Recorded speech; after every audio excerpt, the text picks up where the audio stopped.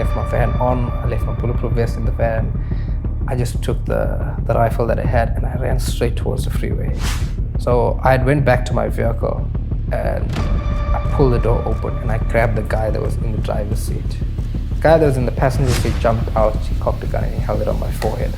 It was in that moment that she realized when I said, run. It's the first time she didn't ask me, why must I run?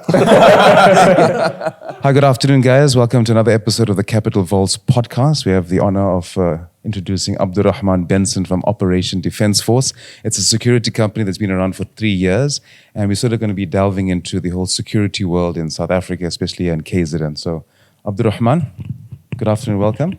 Thank you so much, Theo and Zahir, for having me here. Thank you, sir. You know, security is something that's required on daily in South Africa. If you look at it, it's a very unique necessity, basically. You know, we have SAPS and things like that there, but if you look at it, security itself overpowers SAPS and the military in a sense, whereas when it comes to manpower, there's more registered security individuals than active SAPS and military individuals. And unfortunately, that's where business thrives for all security companies, due to the fact that criminals know that manpower is, how can I say? It's under strain, capacity constraints for SAPS, Capacity, the capacity is very minimum, basically. Mm-hmm. And when it comes to security is always responding faster, proving to clients that, you know, we are more reliable, but at the same time, we're very limited with the power of, the power compared to SAPS, if you look at it that way. And, we can't arrest suspects, we can't or arrest an individual. We can detain them, but either way, we still have to call SAPS. So, for example, if I have to come, you have to phone me, or you phone us or something and say, I've got guys who are breaking into my yard, they're stealing stealing copper.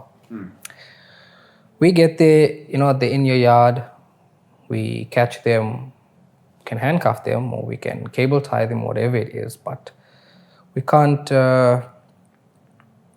physically take them to the police station, book them in, and tell we are the arresting individuals or the arresting security officers, because you aren't allowed to.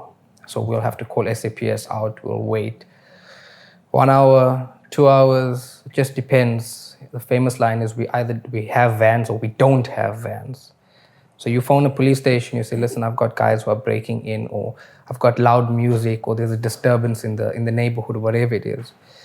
They'll tell you there's no vans available. When one is available, it will be allocated to you. That's where security ends up coming into play. So, community WhatsApp groups and things like that. A lot of security companies are on those groups. We've got SAPS members as well, station commanders, RISPO commanders that are on those groups.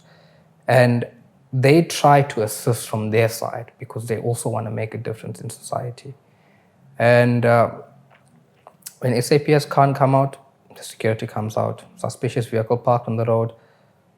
Whichever security company is more dominant in that area obviously responds. Those that aren't dominant, they assist those companies that are the dominant ones. So if you post in a group today, for example, Theo posts, I've got a white Polo, dark tinted windows, no number plate front, no number plate back, parked outside my home for the past half an hour and the lights are off, I can't see who's inside or anything. Can SAPS or security please assist with dispatching a response officer or a state vehicle to come out and have a look? I guarantee you that your security will be there faster than SAPS will. That's very true. We aren't allowed to stop individuals and stop them and say, listen, we need to search your vehicle, or we need to search your belongings, or whatever it is. We don't have the power and the authority to do so. Unless we're working on an operation with SAPS where, I don't know if you guys heard of something called E2. So it's eyes and ears. It's a project by, you could say, business owners and things like that to get together and format. It's like a forum basically. Okay. And with the E2, you have direct communication with SAPS. If you need to dispatch fire, if there's a fire and you can't get a hold of the fire department on their landline, you can dispatch via the E2 radio itself. So you have direct communication with the KZN OCC, the Operation Control Center for SAPS. And that plays a big difference with combating crime nowadays. Before, if you look at it back in the day, there wasn't much of, or the technology was very limited and resources were very limited. Okay. So they've come out with newer developments and things like that that can assist the SAPS in combating crime and make society a safer, a better, cleaner place for everybody to live in. That's what we hope for then. Yeah. But I think let's wind the clocks just a bit and just go back to Abdur Rahman when you sort of entered this sort of field. What made you get into security or into this world? So, being an individual, right, I growing up in Sydenham, I grew up on Reynolds Road.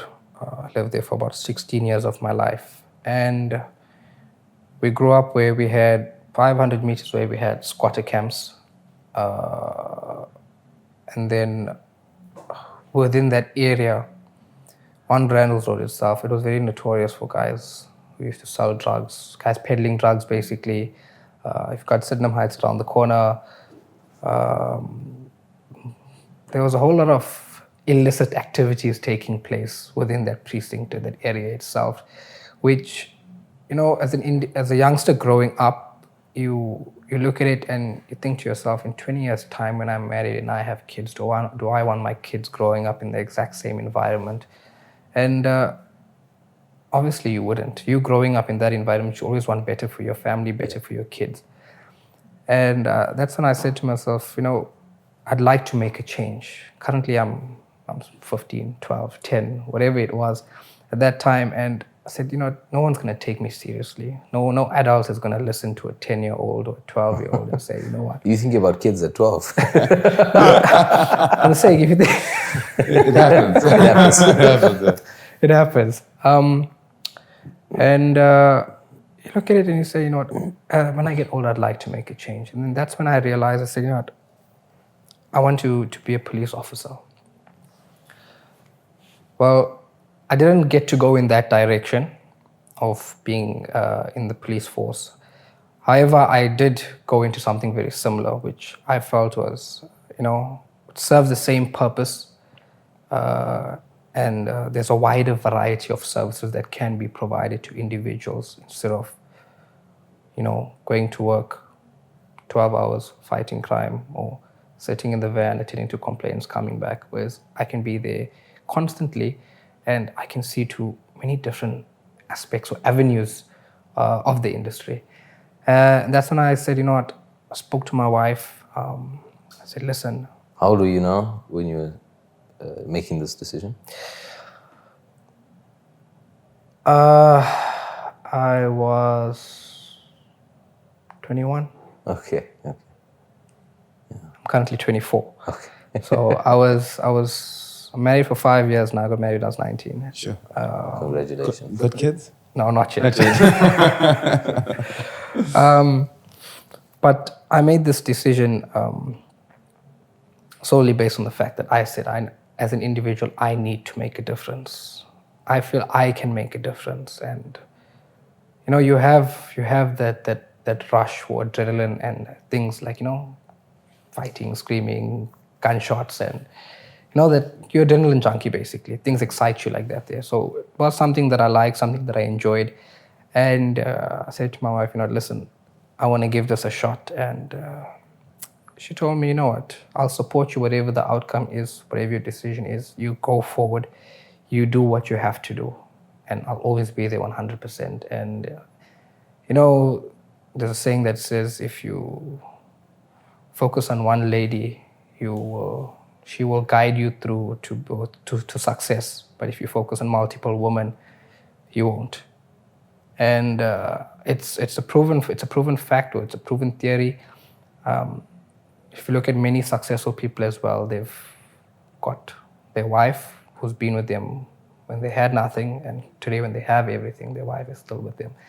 So that was one of my my wife was my biggest supporter, basically, and that's how I achieved whatever I have achieved today. And obviously my team as well, those that have been with me from the start, those that have joined me recently, they've all played a role into the growth and the success of everything. And we've been able to assist and combat crime, I could say, much more, in a more dedicated, in a more committed manner than before. Nice one. Oh, cool. So then, from that point, getting into Operation Defence Force, how did that sort of start off? You've been in it for 3 years, so from then till now, how did you actually start Operation Defence Force? And for the past 3 years, how's that growth been for you? So Operation Defence Force, the name itself or the brand? Both. So when I was discussing with my wife, thinking of something unique, everybody's got something tactical or secure or security or, something of that sort. So I spoke to my wife and I said, listen, let's stand out from the rest. Something that when people see it, it's eye-catching for them, or, like an operation. It makes a statement. So we had a list of names, and Operation Defence Force was one. So, when you register business stuff, you have to give a list of names for, I can't remember. Some will be, some will be taken, some might be two, or if it has the same word or something of that sort, you can't choose it. So there was a list of names. Operation Defence Force was my first, actually. My wife liked it. And so sent through our list of names, and I was just hoping, it's that. Came back the next day and he told me, listen, Operation Defence Force has gone through, it's approved and things like that. And do you want to keep it or do you want to change to others? Others have also been approved, but this is, So I said, no, we will stick with this. And believe you me, I started with 1,500 Rand. I got my first client. Like I said, my wife was my biggest supporter. She actually loaned me the 1,500 Rand when I got my first client actually in Clearwood. That time I'll be honest, I didn't have CERA. I wasn't CERA registered. My company wasn't CERA registered. And I went ahead with my first client. And from there, it built into another client, and then here we are today. Nice. And eventually, we focused on a certain market that we want. Something that not everybody has access to, or not everybody has the resources to facilitate the market. So we've been focusing on the hospitality and commercial sector for maybe the past year itself, and I find that to be very different compared to your standard security that you find in residential or basically residential area. I think just to clarify though, what is it in security? Because security is quite broad. You've got your home security, you've got personal security, you've got corporate security, you've got in these days digital security as well. So like in security, what is it that Operation Defence Force specifically caters to? Yeah. So we started off doing unarmed guarding only. Well, up till today, we still do unarmed guarding. We don't do armed guarding. But if you require a personal escort, or you're going to the bank, you have a large sum of cash, or you need to be escorted somewhere, we will provide you that service in a sense. I will personally go with myself with the client, and we will make sure that ensure the client safe gets to whatever he will, the bank or place A to place B. We also offer event security. So that's something we had started actually in the beginning as well. We got a call with regards to, it was the day before an event. It was being held in Westwood Mall. So a day before that, I got a call and said, he's like, listen, I'm in a bit of a jam. I said, what's up? He says, no, can you arrange for me 8 security guards for tomorrow for the next 4 days? I said, okay, what's going on?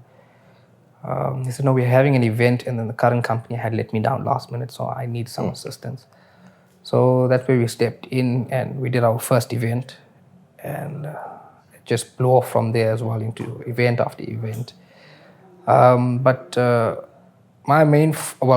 company's main focus is unarmed guarding, special events, and escorting of clients and your municipal towers and Vodacom towers and things like that. Okay. So service sites, Yeah. strategic points. Okay. Nice one. And tell us some interesting stories. Like, what's been fun and, different? Since you are an adrenaline junkie. As an adrenaline junkie, what's been, what are the highlights? So, January this year, Okay. on the N2, Chesterville, there was boundary with the N2.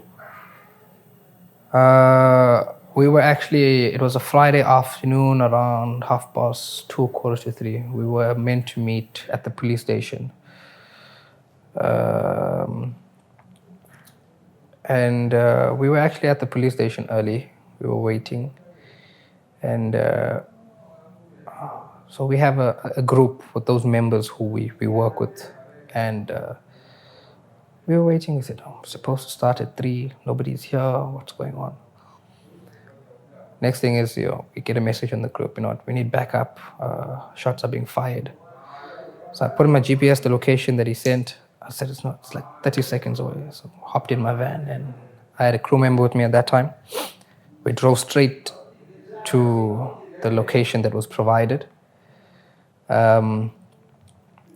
So this one suspect is unfortunately deceased, laying on the floor. The members that call for assistance are standing on one side taking cover, and they're just pointing towards the freeway, stating that other guys were running on the freeway. Sheesh.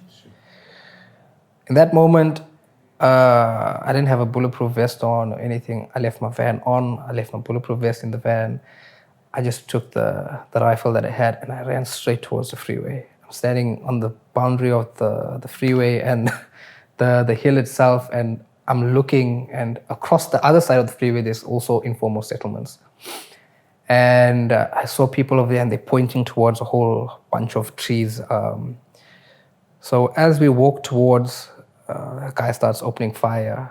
And it's difficult when you don't know where it's coming from, or you can't see the individual itself. All you just hear is the shots, and then, when the bullet passes, you just hear, phew.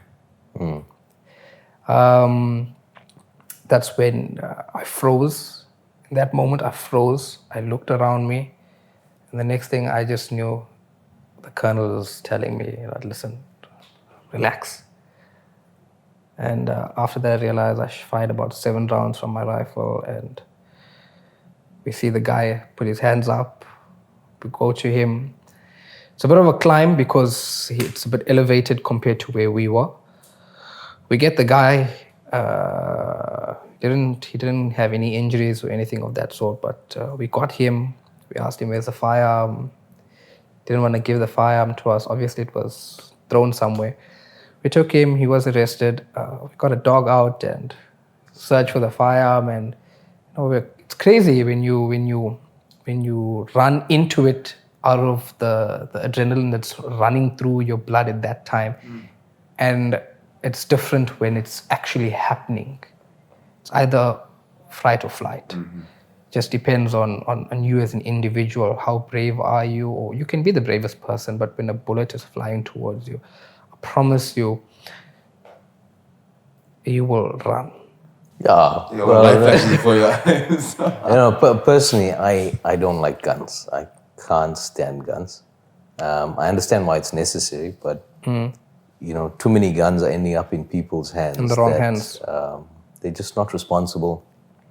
I look at South Africa with a 30% pass mark, rate, and I start thinking, geez, there's people out there with firearms that barely understand logic, common decency, Yeah. How to live in society. And it's sad because South Africa for me is like one of the best countries in the world. In fact, like I travel a lot and I've never found a country as beautiful as ours with all the opportunities. But we lose that with a lot of incompetence, a lot of corruption, Yeah. social ills that have crept in as a result of the incompetence. That's my personal opinion, of course, but it creates this fear in me for the next generation. You don't have any children, but I've got children. Zahir, are you there? No, not much. Still without. Okay, Same so boat as Benson. hey, Same boat as Benson. Okay. Getting there. so it creates a lot of fear because the way we grew up, you could get into a fight and it was a fist fight. And it was There's no knives and guns and maybe a knife. There was no guns. Maybe a knife, but it was a fist fight, and it's like you take a hiding and you carry on. Like that's life, But now it's just insane. You could be driving on the road, and someone who's just had a rough day, and who has a gun pulls out the gun and starts killing people. That story that we heard about recently in one of the stores in Westville, where a gentleman just shot his wife. Those things are just becoming too common, and it's not a good indication of where society is when stuff like where that. society is heading. Yeah, because we come from unrest. 94 was a long time ago. We come from all of that. It's supposed to have been better, and all praises to Mkonazi for the work that he's doing. Because I think honestly, you have to take a stance on criminality, and it has to be eradicated. We cannot live in this society where good people, which is probably 99% of our population, maybe 92, whatever the ratio is, but you can't have good people being held ransom by a tiny minority just because the minority will not live by the rules of the country, and the majority are bound. Law-abiding citizens. Yeah, we're bound by the rules. Like you said, with your private security, you don't have the powers that SAPS would have. But at the same time, the criminals don't even obey that. They have the weapons. They've got illegal weapons. They've got access to, criminal networks that can create certain situations that make it very uncomfortable for police to act in. And when your police force now respond to these incidents, they are the ones that are being punished. I think of all the situations where there were riots and there were shootings and SPV robberies, etc. And the police get investigated for shooting a criminal. Suspects and things like that. My point is, listen, if you're there and you've got a gun, you've done wrong. It's enough for the community to say, like, we don't want you in our society. And I use the analogy many times, and I know this is all my personal opinion, but if you are a criminal, you're like a weed in a garden. You cannot have a beautiful garden where all the plants are behaving themselves and the grass is behaving itself, and like everyone's doing the right thing. Yeah. And a weed comes in, and our stance as a society, being very liberal in our approach, we want to talk to the weed into turning into an acorn tree. It just doesn't work. Take the weed out, in my opinion. Take it out. Get rid of it, because we just cannot have it. It's gotten worse. There was a time when the police were actually revered and feared in South Africa. Gone are the days of those, unfortunately. Theo, you were just saying now that you admire Mkonazi. I think a lot of individuals in South Africa, well, not only KZN, if you look at South Africa as a whole, you get the Western Cape, the Eastern Cape, the Northern Cape, and I think there's individuals in each province who admire the general for his work that he's currently doing in KZN. He said, if you have a firearm, you must use it. He said That's it. I think he said it on TV. Really? Okay. Yeah, there's videos on social media and things of him saying that if it was on the news as well, if you have a firearm, you should use it. In what context, though? Instead of letting it fall into the wrong people's hands. So the good people must use their firearm. You know, difficult one, eh? But So your firearm is a tool as well. A lot of people have firearms. Majority of them don't know how to use it. They've got it as a display in the cupboard or safe or whatever it is. yeah, But it's a tool. Can a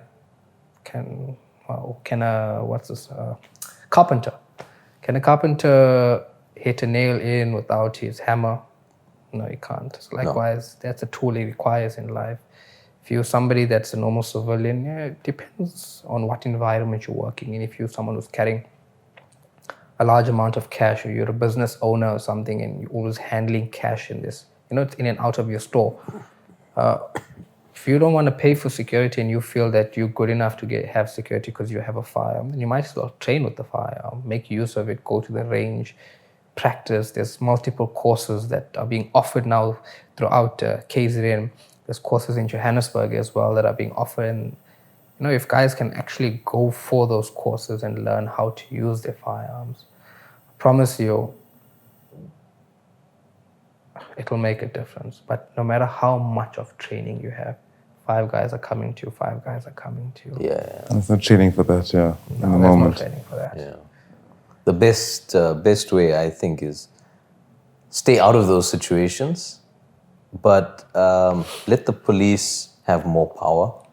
Let security companies with proper competencies in place have the ability to stop the criminals. It's not as though we don't know where the criminals are. Yeah. We were speaking earlier on about certain places in KZN where it's known that criminals hide out and the police are scared to go into those areas. It's scary because if there are parts of our society that are festering with criminality, and we're just ignoring it, at some point that must, increase in size, it must grow, it must start spilling over into the others, the other areas that we know and love.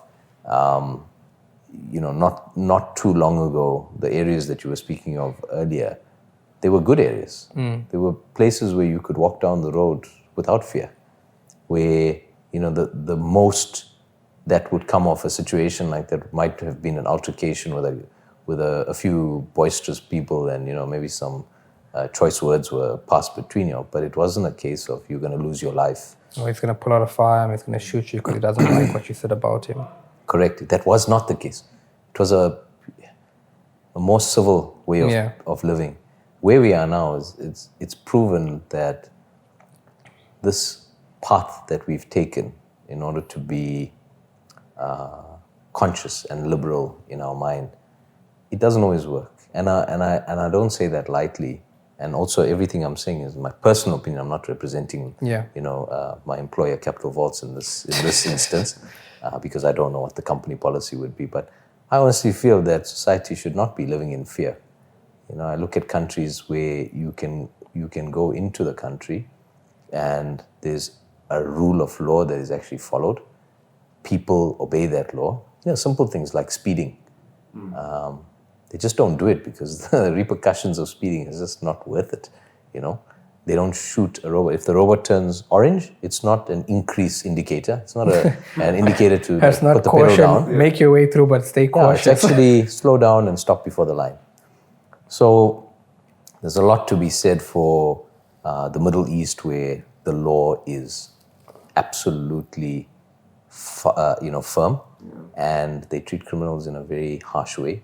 Instead of punishing civil society that are law-abiding, the criminals are punished. And in that way, you live a better life. I honestly think if we had Middle Eastern laws here in South Africa itself, like you said, our country is a very beautiful country, right? I think Africa as a whole is a very beautiful continent as well. But if you look at the amount of resources and valuables that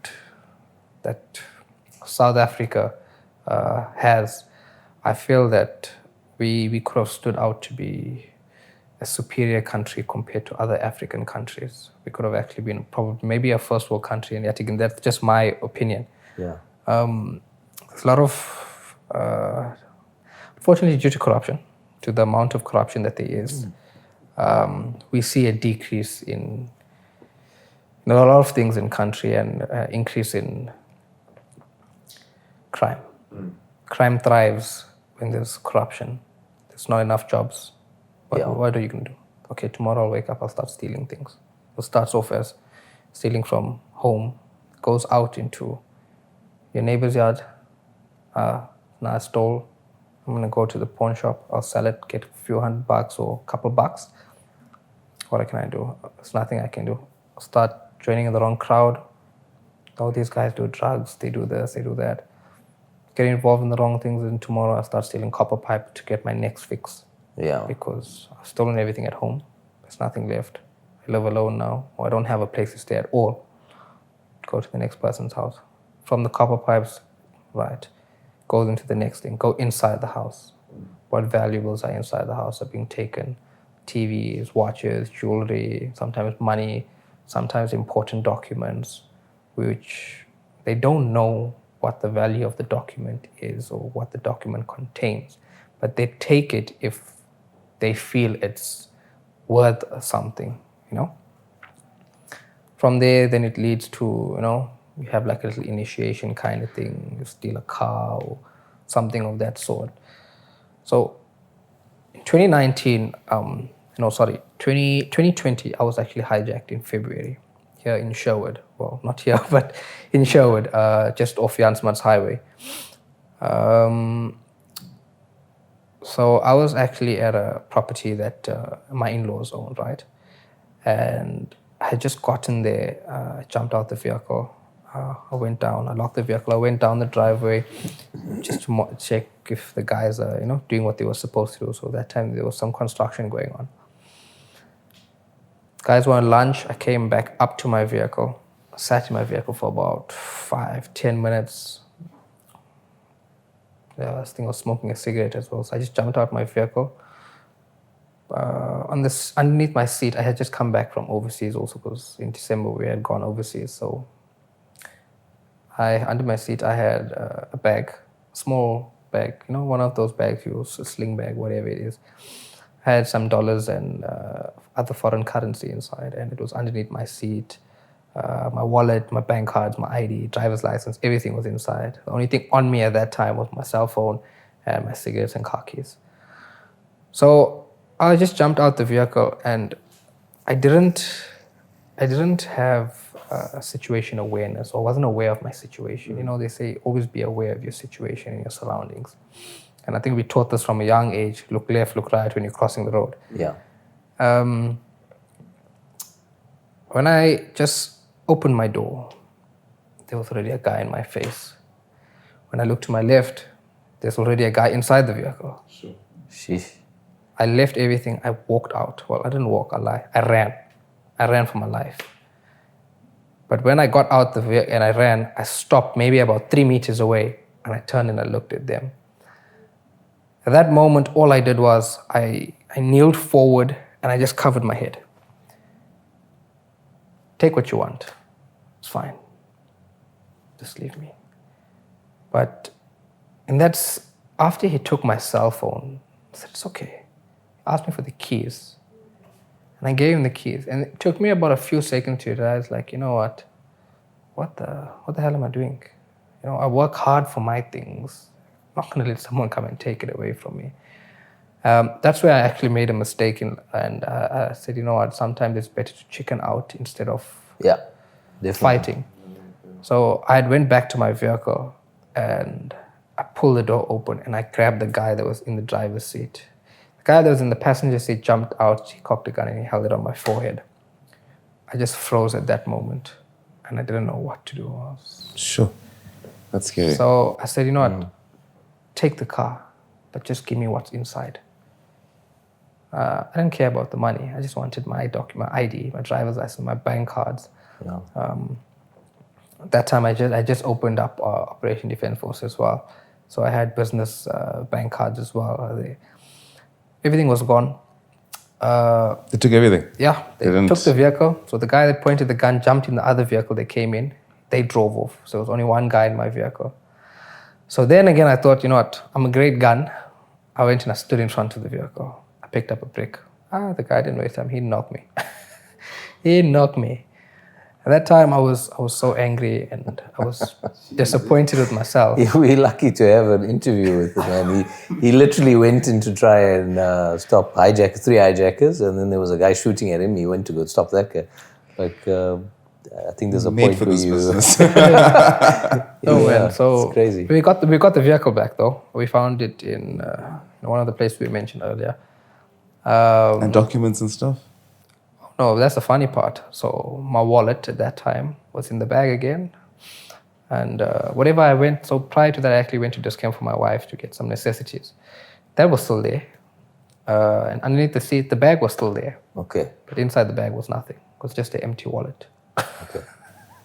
So they took your cards and everything. Yeah, they took the cards. Then maybe the next day, I went and I bought another phone. And because it was an iPhone as well that was taken, I was able to log into my iCloud, track it. So the day before, when the date got stolen, it was on Outer Ring Road. That's there the freeway by Westwood, traveling north. Then 2 days later, I get a message. We're trying to, if you want to unlock or get your iCloud password, please put in the PIN on your phone. And I said, wait a second, something's not right over here. So I phoned a guy that I know at Apple iStore, and I said, no, listen, do you guys generally send this here? Because the phone was stolen. He says, no, I don't accept it. So anyway, the phone came on, I tracked it, it was in town. To go to town and find a cell phone, if ever someone's cell phone gets stolen and it goes to town, you'd rather say goodbye and just let it go, because you'll have a building, maybe 100 flats above, and you've got a couple cell phone shops on the bottom. You'll go into the cell phone shops, you'll find absolutely nothing. The phone could be pinging over there, but it's probably in the building, upstairs in the building next door. You'll never find your phone, so... They make it look easy in the movies. Movies, yeah. Nothing like the movies. Sheesh. You spoke about how, criminals tend to graduate through the process. They move through it, starting with very petty crimes and then eventually getting to house robberies. And something you mentioned, but I don't want to, cut your train of thought there, but something that I realize is the robbery itself is not the worst part. Yeah, it's in most cases, things can be replaced. You can buy a phone. It's terrible that that's your time, that's your effort that has gone into accumulating your valuables. But those things can be replaced. But the indecency of being subjected to such harsh and dehumanizing and destabilizing, and as a man. Your ego goes this small. Absolutely. You've been completely emancipated, or emaciated rather, wrong word, in that situation, because you are not able to take care of your family. You are not able to protect your items. And you realize in that moment how fragile everything is. Yeah. It's great to watch TV, and, we all grew up with... Chuck Norris, MacGyver, Walker, Texas Ranger, and all the other superheroes out there. It's really not the same. I was hijacked in just maybe a while back before that, but 2008, and I remember it very clearly. It's vivid in my mind. I was lucky because I had situational awareness. I saw it happening before it happened, and I was very quick to react. I jumped out of the car, had everything up. The guy pulled a gun on me. And I threw the key. I didn't pass it. I threw it so that he'd have to catch it. While he did that, I ran. I was gone. Yeah, my wife at that time was we were still dating. So she was my girlfriend, and I just told her, run inside. And as soon as she ran in, I threw the key, and then I ran. Because normally in those situations, they take you with them.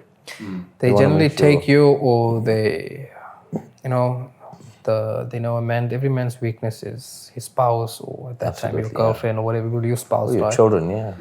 If you don't have children, then your spouse. If you have kids, it's your spouse and your kids. And unfortunately, women are always, how can I say, prioritized, or they are your main targets because they are weak, according to criminals, not according to me.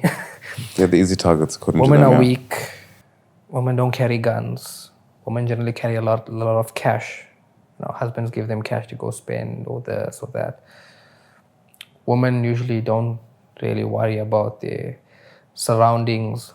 They aren't really aware of their surroundings. They just, go with the flow. Criminals look at that as an easy target to get whatever it is. And you're saying you threw the keys. I think that's one of the smartest things ever, because if you throw your keys, his focus is off you. His focus is off your spouse.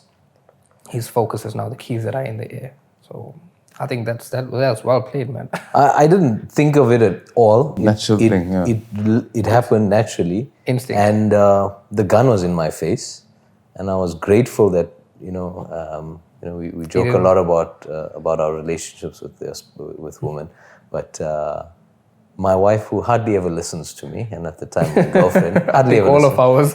It was in that moment that she realized when I said run. It's the first time she didn't ask me, why must I run? Why are you giving me? She literally at that moment ran, and it gave me enough time, because your first instinct, even as a guy who's got no weapons on him, unfortunately you built in that way. You want to make sure that you're protecting the people that you love. So I needed to make sure that she was gone. She was inside before I tossed the key. And I told her, I was very clear. I don't need anything here. You want the car, have the car, whatever's here, it's yours. I'm not putting up any resistance. My hands was up. Yeah. The key was in my hand, and he saw that I was complying. But I got very lucky. There was 4 guys plus a driver of the other vehicle. And I always tell people, don't worry about the item. Remember, what iPhone are we on now? 17 just came out, actually. I mean, your phone is going to be outdated in a year. Even if you have the latest one. Yeah. It's worth nothing. It's not your life. Your life is the most valuable part. And those of the people that you love, most valuable part. The Kruger ends you've got might be worth 68,000 Rand today, or 69,000, whatever the number is. It's irrelevant when it comes to your child. It's irrelevant when it comes to your spouse. So, we have to get into a state as South Africans to stop thinking materially constantly. The value we place on a coin, the value we place on cash, the value we place on our watches and our jewelry is so irrelevant. Take those items and go put it somewhere else. Go store it away. Use it when you need to use it. Let it accumulate in value in a safe place. And stop thinking myopically, short term. Yeah. In terms of, oh no, I need it close to me. Put it away so that criminals don't come into your life. Don't invite them anywhere near you, into your life, into your circles. No one should ever know that, Zahir is sitting on a small fortune of gold in his house. Yeah. No one should ever know that Zahir just came back from, Dubai recently. Where's all those dirhams? Where's all the dollars, And no one should be having those types of thoughts around you, because the temptation in South Africa is just too far. It's just too great. Unfortunately. And it's so easy. Yeah, sorry. No, so sorry, I was cutting you off, but you're saying the temptation in South Africa is it's so easy, right? Yeah. See, we live labor is cheap here. It's very, very cheap if you look at it. Yeah. And what drives an individual to steal, or steal basically? Will you steal, right? All the others that include that will just fall into the steal, right? What drives an individual to steal? Desperation sometimes, isn't it? Yeah. Look, they say it's necessity, and then it's opportunity, and then it's rationalization. Yeah. You need all 3. The necessity is that, okay, I need it. That's how it starts, by the way. And then it becomes an addiction, and then people don't need to steal, but they just steal. Get that they habit. just steal for the thrill. And you've got to rationalize it to say, no, Zahir's got a lot. I don't have a lot. He wouldn't really need it. And then you need the opportunity. Zahir is not watching. He left his wallet here. He practically asked me to steal it. You know what I mean? No, he said I can borrow it. I can return it when he wants it back. Yeah, sometimes it's like, no, I'll return it. The rationalization. Normally none of us grow up thinking, geez, I want to go and rob. We don't have that ambition. We want to be the policeman. We want to be the firefighters. We want to be the people helping other people. We want to be the superheroes in our story. It's never, I want to, Robin Hood was the one that they romanticized, stealing from the rich and giving to the poor. To the poor. But besides those instances, it's generally you want to be on the side of good. Yeah, definitely. And then suddenly you realize, geez, no, I don't have food in my house. My kids are starving. Through no real fault of my own. I was useless in school. It's not my fault I was useless in school. I didn't have, lights and water at home. I didn't have a good environment to grow up in. I didn't have safe transport to and from school. I didn't have access to uniforms, textbooks, and that type of thing. I think that's one part of it where we sort of rationalize why South Africa has a tendency for people to fall into that trap of criminal behavior. But then there's this other side as well where our enforcement is so weak and so easily manipulated. It's underpowered and under-resourced, But also even with, I saw in Gauteng, one of my trips, where they had the SAPS vehicles, the ones lined up, all the Golf 8s and the new Golf 8s. Oh, when they gave, after every BMWs. Financial year end, SAPS has allocated a budget to purchase new vehicles and things like that there. So they had a nice little spread, and I thought, wow, this is remarkable. It's beautiful. It's nice to see we have this. The part that's disappointing, though, is obviously that's SAPS, but with your Metro Police, it's so easy to bribe your way out of a situation. It's so easy with the SAPS to bribe your way out of a situation. I've had instances where staff would steal from me and we'd catch them red-handed on CCTV camera footage, etc. We'd go and try to do it the right way. We'd open up a case. The police would send us a message a day later saying, case closed, insufficient evidence. And when you go and query, you'll find out that, listen, no, the IO, the investigating officer, decided that the CCTV footage was insufficient. And that's the end of the story. So it's easy to get away with it in South Africa, unfortunately, which is why, we spoke about it earlier. I welcome General Nkonazi. I welcome him because it's putting real fear into criminals, and I hope it sticks. I hope it spreads, personally, my personal opinion. I hope, like you say, at some point we realize, some of our neighboring countries, and even, you go to Botswana, it's not like this. You go to West Africa, to Ghana, it's not like this.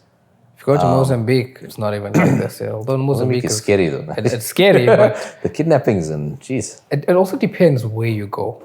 I went to a place in Mozambique called Ponta de Oro. Ponta de Oro, yeah. And then, that was second half. The first half of the trip, I actually went to a place where the city, I forgot what it's called.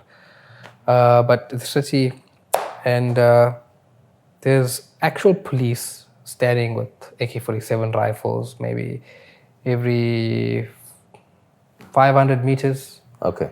Like a checkpoint, designated checkpoint, obviously on the road. And for me, I felt, that's policing. That's me being safe. You don't have to stand with a rifle, whatever it is, but the fact that you're there, you're showing your visibility 100%. Yeah.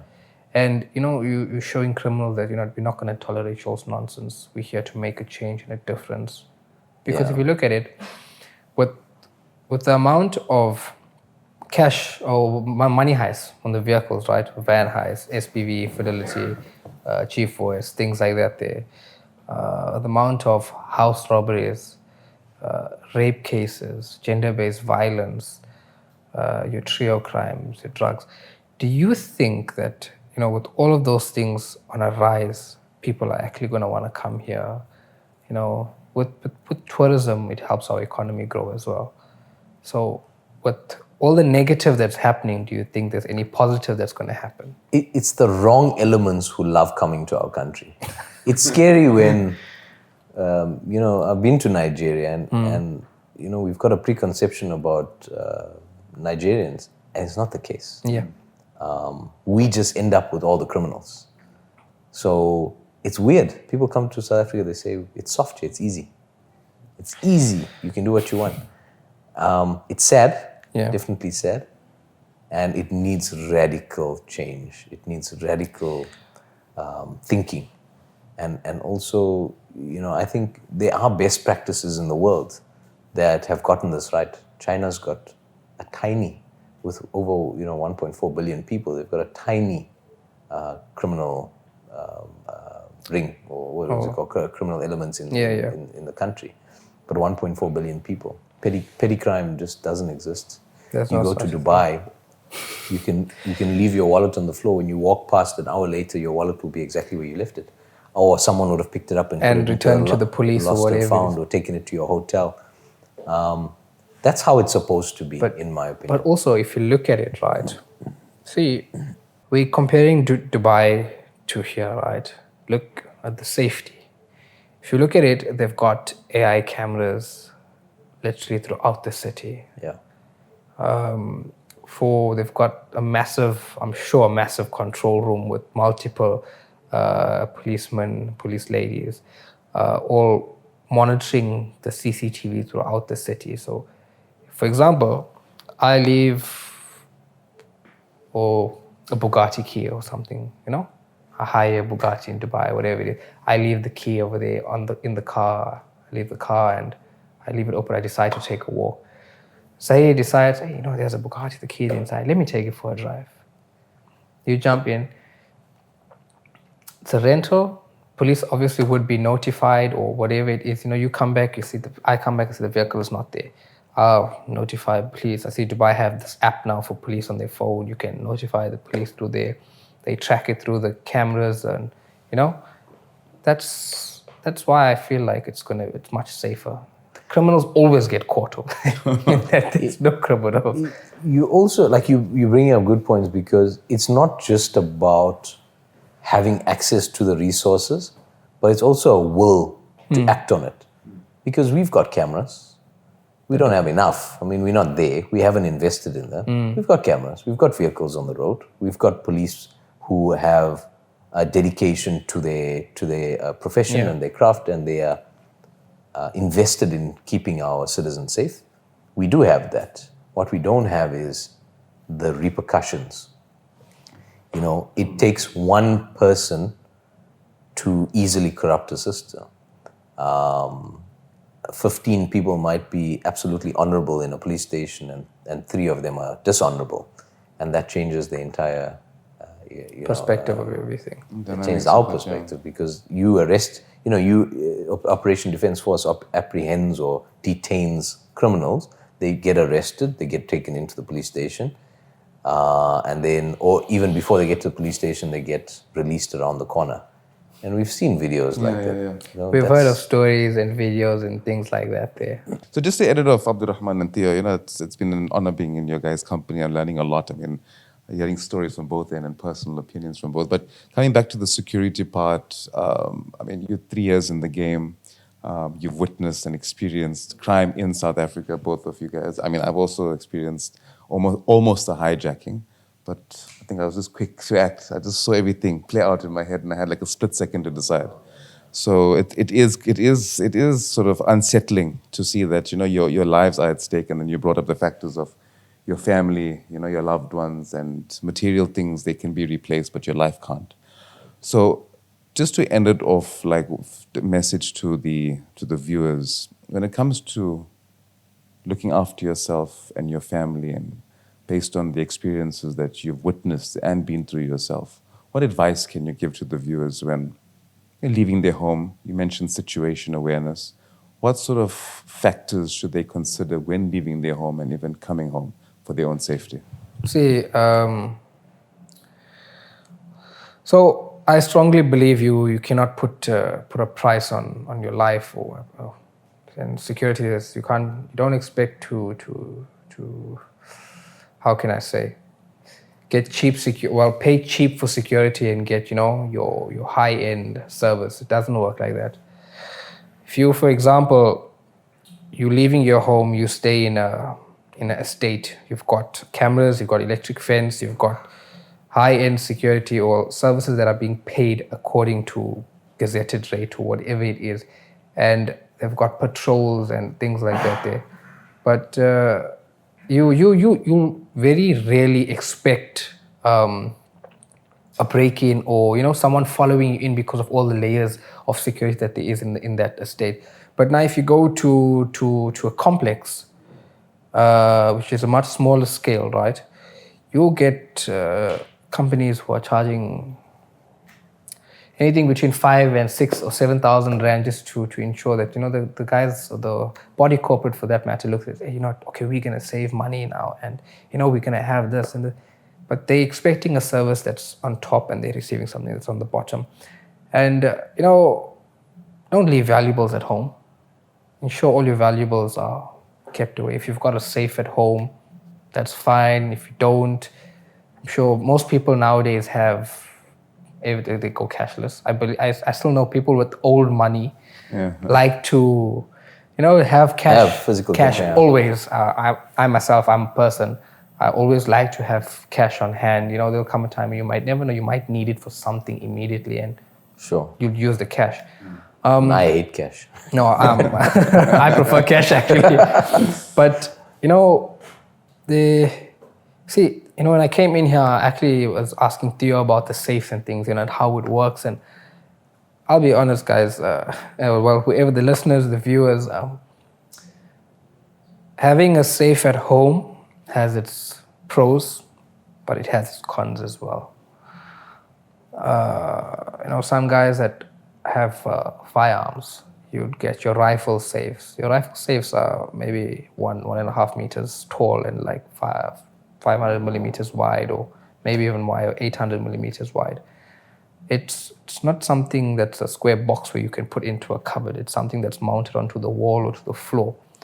But it's a risk because it's an eyesore. If you have people who are working at your home or outside, obviously you have windows in your house. They're gonna see right through. They're gonna say, okay, you know what? Like you mentioned earlier, temptation as well. It's something that plays a part to it. So, as an individual, you have the power to stop that temptation. You've got a safe. Keep it out of sight. Nobody else needs to know you've got a safe. Why should somebody know that you have a safe with 10,000 US, for example? It's nobody's business. So ensuring that, if you have a safe room, good for you, but keep it out of sight. Don't let other people know. There's no need for it.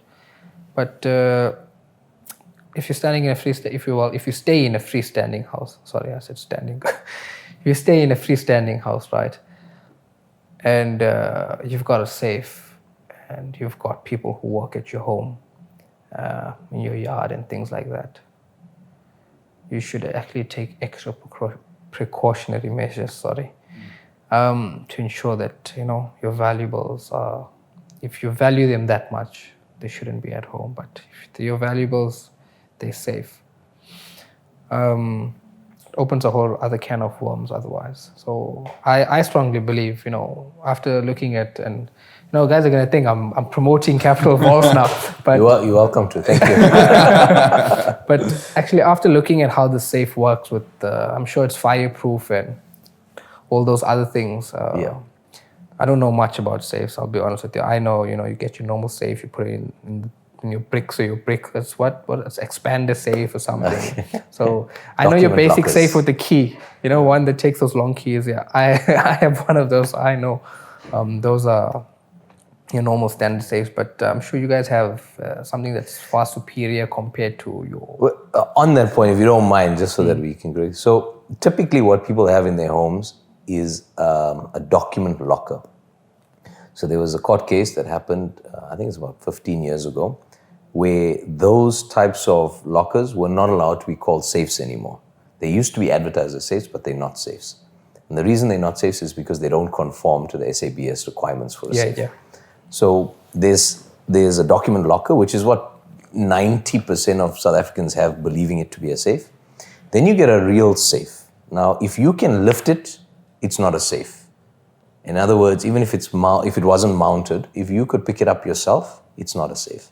Because a safe is so thick, it's so heavy, it's so dense in steel and concrete and, all those filings, etc., to make it difficult for criminals to break in, that the weight would just not be able to, be managed by an individual or even 2 or 3 individuals.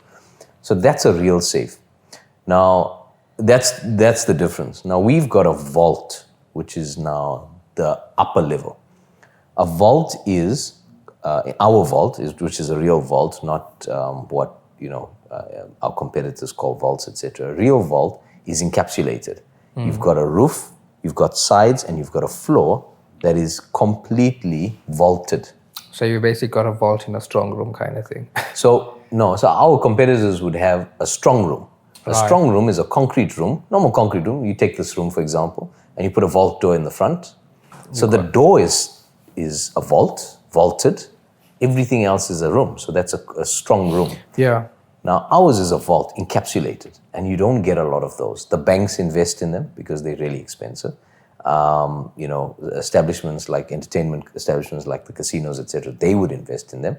And then Capital Vaults invest in them. Anyone else, I would challenge you to go and ask your safe deposit box facility, ask them to show you the vault certificate, because every vault must come with a certificate, the vault certificate for the entire room, not the door. Yeah. The door we accept, grade UL 6, whatever it is. Ours is a grade 7-2, completely encapsulated vault. I challenge you to ask them for a vault certificate, and they would not be able to provide it because it's not a vault. The door is vaulted, the rest is a concrete room. So if you look at how people break in, you find the weak point. If you had a beautiful, vault door and next to it was a little concrete wall, just take a sledgehammer and start breaking the wall. That's the simplest part. Why would I try and break through the door? True. But anyway, sorry, I interrupted your thought. So I agree with you on most points. I think you shouldn't have a safe at home at all. Okay. And the reason I say that is because even if you hide your safe away, there's only so many places you can hide it in your home. True, definitely. But at the same time, like I said, if you have things that have value, family heirlooms, gold, us Indians, we like gold. It shouldn't be kept at home. Absolutely, that's what I'm saying. You keep things that you need, you keep cash. Cash can, today you have made 10,000, tomorrow you can lose it. That's almost said and done. Well, but cash, things like that, I don't think important documents or title deeds, bonds, things like that, they should all be kept at home. I personally think it should be in a vault, not a strong room, a vault. Whereas, you go in at a certain time only, you come out at a certain time, not something that's, accessible 24 hours a day. Because then what's the point of having it? Right? Funny enough, our vault is 24/7. That's the first one, actually. I think we're the only vault in South Africa. I stand to be corrected, but I think ours is the only company that offers that. And the reason we can do it is because our system is just far superior. Compared to the others. You mentioned something. So if you've got important things that you want access to, the chances of you needing, besides a firearm in your home, besides, those things specifically, the chances of you needing immediate access to something is very small. It's a slim chance. So if you need title deeds, for example, it's as simple as, I need my title deeds for a meeting that I've got at 8 o'clock in the morning. By 5 o'clock, you're taking a drive out here, you're accessing your vault, pull out your title deeds, leave everything else, all your RC1 documents, your children's birth certificates, your passports, leave all that behind. Take your title deed for your appointment, drive to your appointment, do whatever you need to do. And if you need to bring it back, you know that 7 p.m. at night or 9 p.m. at night, it's available to you as well. Any time of the day. Yeah, that's a convenient thing, actually. I actually see that, that's very convenient for guys that have vaults. I know a lot of guys we deal with on a regular, say, I got a vault here, I got a vault there, We know it's a little locker box, and things like that, but... Well, now you can bring your clients and show them what a vault's supposed to look like. After actually looking at it myself, I'm amazed by the whole design and how you explain. I think it works with your bank card and your fingerprint. And EMV chip, fingerprint, so and a code. That's very different. It's very superior.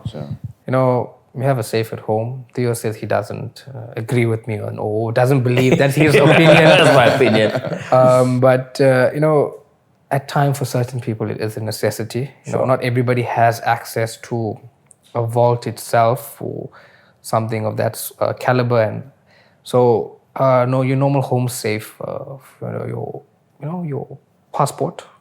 Passport we can get tomorrow, but passports, cash, maybe even a firearm, that's fine. Sure. But I actually like extremely valuable stuff. Extremely valuable things. Keep it in safe. Keep place. it in a vault. Capital That's vault. the safe. Yeah, capital vault. That's your safest. Your safest place that Got to you. promote Get that. a T-shirt. Now. Yeah, now you get a T-shirt. Thank you. All right, gentlemen. I think that's our time Yeah. for this afternoon. Thank you so much. Thank you, Zahir. Thank you for coming. Abdur, No, I not a really problem. appreciate it.